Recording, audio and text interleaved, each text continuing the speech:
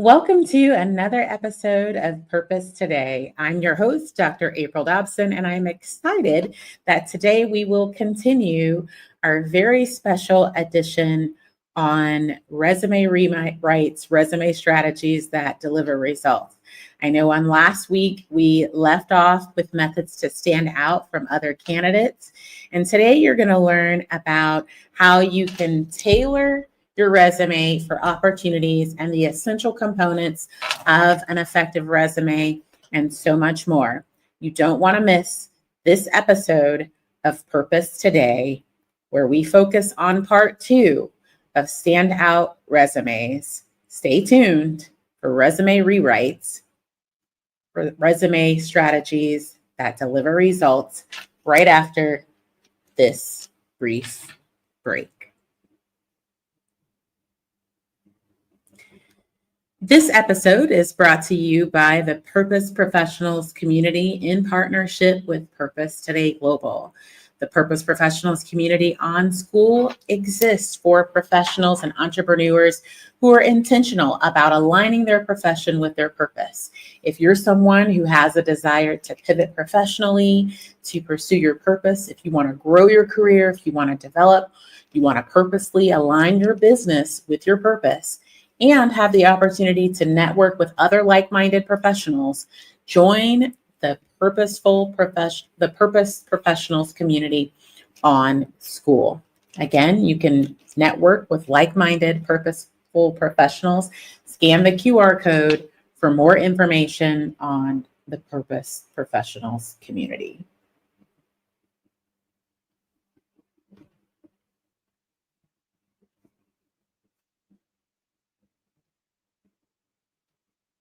Welcome back. I'm excited that today we get to continue our series for our part 2 of Standout Resumes. So we're going to talk more about resume strategies that deliver results. So if you watched part 1, we talked about, just to give you a recap, some strategies to help you to craft a winning resume. We talked about how it's important to focus on your purpose-aligned outcomes, and you can use a nice acronym to help you to ensure that you're strengthening your resume or composing your resume by remembering to focus on the right information, ensuring that the appearance is attractive to those who are reading it, that you include the right keywords, that you highlight only the transferable skills that are relevant for your purpose-aligned outcomes, and that you ensure that in your experience, you're putting all accomplishment-based statements starting with an action verb and including only those relevant facts, and ensuring that you've customized your resume for the applicant tracking systems that organizations might be using. And we talked about some methods that you could stand out from other candidates. So if you missed part 1, go back and watch episode 26, part 1, to ensure that you can get all of that valuable information that is available to all of you. So I want to pick up from where we left off last week. And so this week we're going to talk about start with the essential components of an effective resume. Now, a lot of you might know that it's important for you to ensure that your resume is easy to read.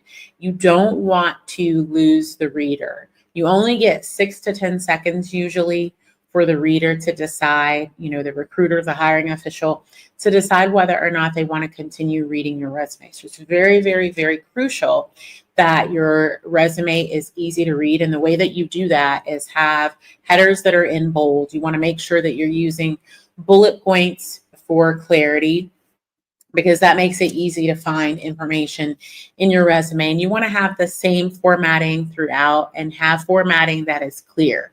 Now, some people make the mistake of trying to list accomplishments second or separately within a resume, and you don't want to do that. Your accomplishments and achievements that you have should be listed within the experience section and incorporated into the experience.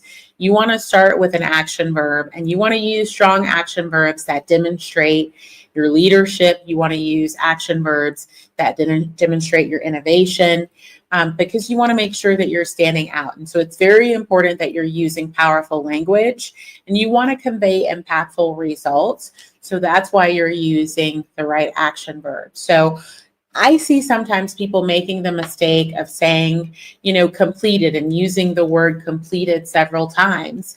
And, completed is not a leadership term, right? So did you, were you innovative in some way to start the first ever of something? And if you did, then you pioneered whatever that was. Instead of saying that you wrote something, authored is a better action verb to use, right? If you led initiatives, you can use the word led or oversaw or guided. These are all words that show leadership. And you want to make sure that you are diverse in the types of action verbs that you're using for your experience. And so that's very important because you want to show the impact that you brought to the table, right? If you enhanced a program, that might be a term that you can use for some of your action verbs. And then if you conducted audits, auditing a program is very important. So think about all of the things that you've done. Think about how you can demonstrate that from a leadership standpoint. And then I want to talk more about your achievements. You want to make sure that the achievements that you highlight in your resume, that you're showing measurable successes with both quantitative and qualitative achievements. So you want to talk about the numbers. If you were a budget analyst or you were a project management, what was the value of the entire budget that you oversaw or the project that you oversaw? Was it 5 million? Was it 15 million? Was it, 150K? You want to make sure that you're demonstrating as much quantifiable information and qualitative information as possible when you talk about your achievements. And anytime you could include numbers as a percentage or as a dollar amount or as a total number to show impact, you want to do that with your accomplishments. Now, again, every experience that you list in the experience section of your resume should have accomplishment-based statements showing achievements. Now, if you want to call out 2 or 3 specific achievements that you have from that experience, then you can maybe put a notable achievement section or a notable accomplishment section within that actual experience. So at the bottom of all of the bullets, if you want to put notable achievements or notable accomplishments, you can. But again, every experience that you list should demonstrate those measurable successes in both a quantitative standpoint and from a qualitative standpoint as well. So you want to talk about how did you help to save the organization money? How did you help to save the organization time? How did you increase the revenue for the organization? How did you streamline processes? Everything that will demonstrate that to showcase those measurable successes, you want to do that. Now, we talked on our part 1 about why it's important to only include the relevant experience that aligns with your purpose aligned outcome. So if you are looking for specific opportunities that align with your purpose, all of your experience may not be relevant for what you're seeking to do. So you want to make sure that you're tailoring your background and only focusing on the experience, the skills, the transferable skills that are relevant for the vacancy announcement for that purpose aligned position that you're applying to, right? And we did talk about express and implied requirements previously. So it's very important that you're really highlighting that with the measurable successes. Now, I know I've listed this last, but this is probably the most significant thing as it relates to essential components of an effective resume, and it's the professional summary. And the reason that I'm talking about it last is because I'm hoping that as we're talking about this, and hopefully you're taking notes as you're watching this episode, that you have a very strong, compelling professional summary, because that's the introduction of your resume. And it's one of the things that will allow the reader to be motivated to continue reading beyond that 6 to 10 seconds that you have. So you want to make sure that the summary that you write highlights the unique qualifications and accomplishments that you've achieved in your career that align with what you want to secure for that purpose aligned opportunity, right? So it's very important. You want to be able to list the number of years of relevant experience, but you want to talk about what's key. Maybe in your career, you've been able to, your most notable achievement was being able to save the federal government millions of dollars. I remember in my Air Force career, when I was stationed in Germany, some recommendations that I made were implemented, and it was able to save at that time the United States Air Force millions of dollars just by making, those changes that I recommended. So you want to talk about what is critical, what appropriately shows and demonstrates that you can provide solutions for the opportunities that are purpose aligned that you're applying to, and that your unique qualifications are also expressed in that summary as well. Now, it's very important that as you're tailoring your resume, that you're tailoring it to show your expertise, to show your successes, measurable successes that you've had. And so with doing that, it is necessary to customize your resume as needed to each application. Now, because of your purpose aligned outcome, maybe there are multiple vacancy announcements that align, right? That match for you, that match your purpose aligned outcome. So you may not have to necessarily customize the resume for those 3 opportunities that are very close in nature, but sometimes there's specific nuances to opportunities that do dictate that you do that. So you want to be introspective, be reflective before you apply for an opportunity, just to really examine what is it that you're hoping to achieve, what solutions can you bring to the organization, and how can you ensure that that's highlighted with your relevant skills, your relevant experience, your relevant certifications and degrees that you've obtained, and also ensuring that the right keywords are included, especially in the skills section, that the skills that you possess that are relevant for that particular purpose aligned opportunity, that you're highlighting that. That is going to ensure that the hiring official or recruiter will give more time to reviewing your resume and consideration for you. Keep in mind that the purpose of a resume is to give you opportunities for an interview. The purpose of the resume is not for you to get hired, it's for you to secure an interview. So you want to make sure that you're highlighting the right information. And, of course, your resume will need to be tailored to the sector that you're applying to as well, because there's different requirements in the federal government than there are for nonprofit organizations or NGOs, and there's different requirements for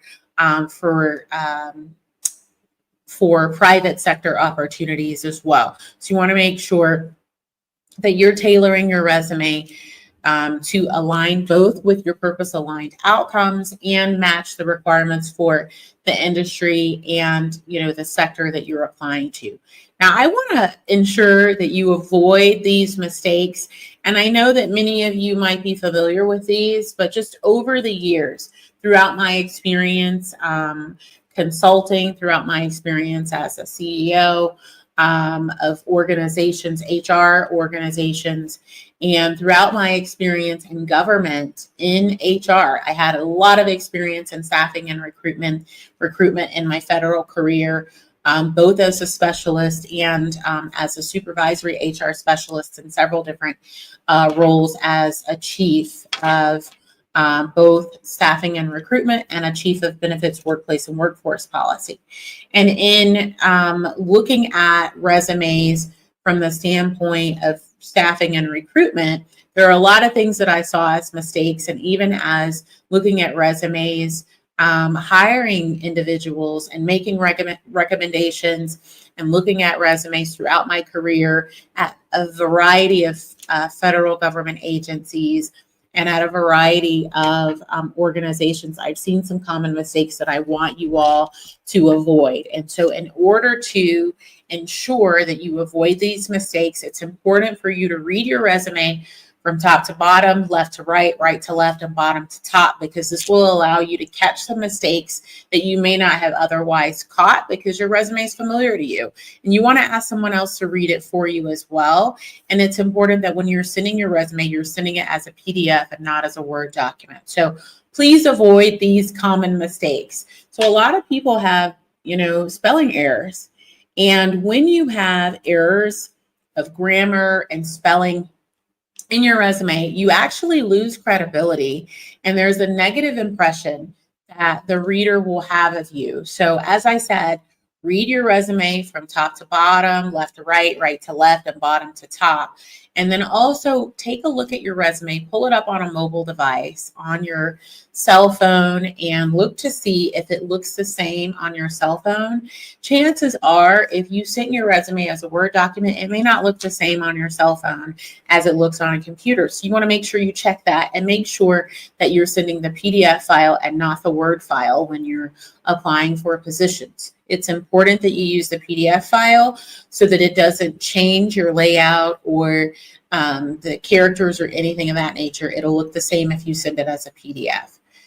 I also want to encourage you to avoid generic statements. A big mistake that I see people make is that they take a job description and copy and paste it into their resume. You do not want to do that. You want to actually ensure that you're formulating each bullet and you're putting, like I said before, quantifiable and qualitative and quantitative information in your resume. And you want to make sure that you are customizing the information as we talked about before. Don't be generic with what you're putting, and don't use a copy and paste of your PD or position description.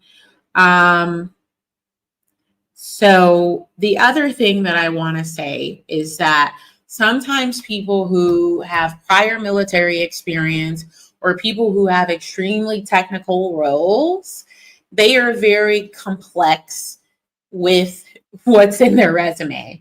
And they also use acronyms and other jargon that may not necessarily be widely known.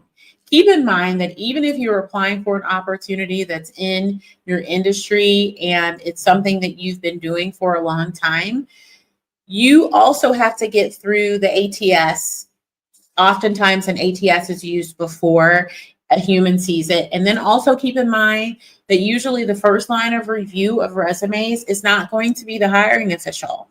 So you have people who are in HR who are reviewing the resume, and they may not be familiar with all of the technical language and technical jargon and acronyms that you might be using. So ensure that you have spelled out the acronym the first time at least, and that you're not using jargon, industry jargon. So make sure that you're using clear, straightforward language and that you're focusing directly on your accomplishments and skills so that it's clear and evident that you can provide solutions to an organization and position that you're applying to, and that you're showing how you're matching the opportunity. So when you're looking at purpose aligned roles, you're going to often bring things to the table, some unique skills and unique value that other candidates may not be bringing. Again, you want to tailor your resume. I mentioned it before, but you want to identify the key skills that you have that match your purpose aligned outcome.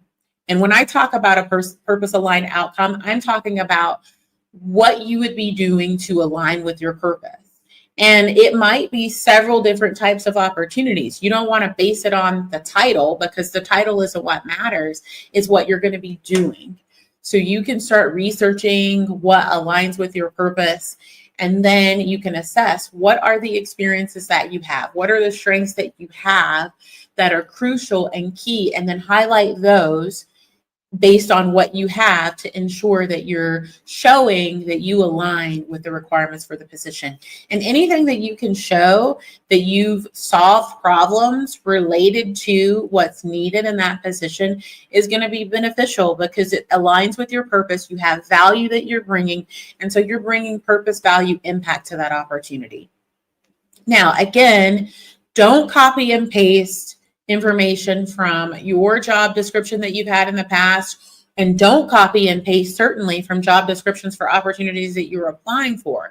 But you do want to at least research job descriptions so that you have an understanding of what's expected and what's needed, based on requirements within the industry, requirements in those types of opportunities, and requirements amongst various companies and employers. So you want to analyze a lot of different vacancy announcements and consider what's common. What are the commonalities that you're seeing? Because if you're seeing a lot of commonalities, if you apply for similar opportunities that don't list that that's a requirement, but you have that expertise, it might be essential to keep it in your resume as you're tailoring your resume, even if it's not expressed. And that goes back to what I had said previously on part 1 about looking at what's expressed and what's implied. And then you want to make sure that you're customizing the content of your resume to ensure that you're targeting what you have to the requirements for that particular position, and you're looking at the specific requirements across industries, across the industry, looking at specific opportunities that are, similar, and again, including what's necessary and tailoring the information that you're presenting. You may have some experience, and I'll use myself as an example because I was in Intel for the majority of the 11-year career that I had in the Air Force. And when I transitioned into human resources, although I had some experience in human resources previously from a special duty assignment, a lot of the experience that I had in Intel wasn't relevant when I made the pivot into HR. So you want to really analyze what are some of the skills that can be used. Now, I will tell you the analysis, being able to have good analytical skills and strategic thinking, that can be applied in most roles. So it's important that you keep anything related to analysis. But there were some things that were specific to national security that weren't relevant to HR that I did not need to include. So thank you for taking the time to review part 2. Over the course of this episode and the part 1 episode, you were able to see the secrets to crafting a winning resume. You were able to see that you can stand out from other candidates by highlighting your unique skills, ensuring that you have quantifiable, measurable successes that are demonstrated, showing both qualitative and quantitative accomplishments, being sure that you're tailoring your resume for opportunities that you're actually applying to. Now, if you have any questions, you can put those in the chat of the platform that you're viewing this on, and I will do my best to answer those questions for you. I do appreciate everyone who's taking the time to see part 2. It's been my distinct pleasure to be able to talk about standout resumes, to be able to talk about resume rewrites, the results that the actual way to deliver results by making the right adjustments with your resume. Again, thank you so much for tuning in. If you are someone who you're like me, you were in a career or you're in a career and you know that it's time for you to make a pivot professionally, if you feel that it's your time to pivot, you don't know where to start, send an email to admin@purposetoday.com. Also keep in mind that the Purpose Professionals community exists for the purpose of being able to network with purposeful professionals. It also exists to give you resources that will help you to be able to pivot, to be able to grow and develop your career, to be able to purposely align your business, right? And, there's resources that we have there. We have courses available on a variety of topics, and it's a great community to be able to grow personally and professionally. So do encourage you to join the Purpose Professionals community. Now, I'm super excited about the newest episode of Purpose Today with Dr. April Dobson. I had an opportunity to sit down with Dr. Matthias Ador. So I encourage you to watch that episode on Thursday, the 25th of September at 6:30 p.m. Eastern Time. So excited about our discussion that we had on being focused in your pursuit of purpose. So thank you so much for tuning in to Purpose Today. I'm excited to even share that there are resources that are available to you. And I do have a worksheet if you're someone who has a desire to pivot. You want to pivot professionally. You have someone, maybe you're in a career that aligns with your purpose, but you know that it's time for you to grow professionally. I encourage you to consider completing the Purpose to Profession alignment interest form. And I'd be happy to send you the Purpose Aligned Profession Matrix tool just as a special gift for completing that.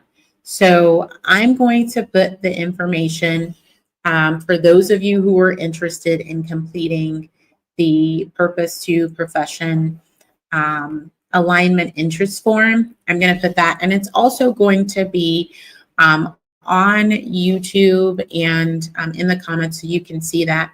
But I'm going to just very briefly walk you through that Purpose to Profession alignment interest form and just share some insight on that, because I think it can be beneficial to those of you who are interested in aligning your purpose with your profession. So again, this is the Purpose to Profession alignment interest form, and you can scan the QR code on your screen for the Purpose Professionals community. But the link is on your screen to this form. It just has your contact information, your primary professional goals, what you desire to do, if there's any challenges that you have, and the type of program that you're interested in. Just a really quick form that you can submit, and it gives an opportunity for Purpose Today Global staff to contact you. And it gives you an opportunity for any of you who are interested in potentially aligning with your profession, with your purpose, and having support doing that, either through coaching as a group or coaching one-on-one. So thank you again for tuning in today for Standout Resume rewrites. I really appreciate you all joining on today. It's been such a joy to be able to share with you. So thank you.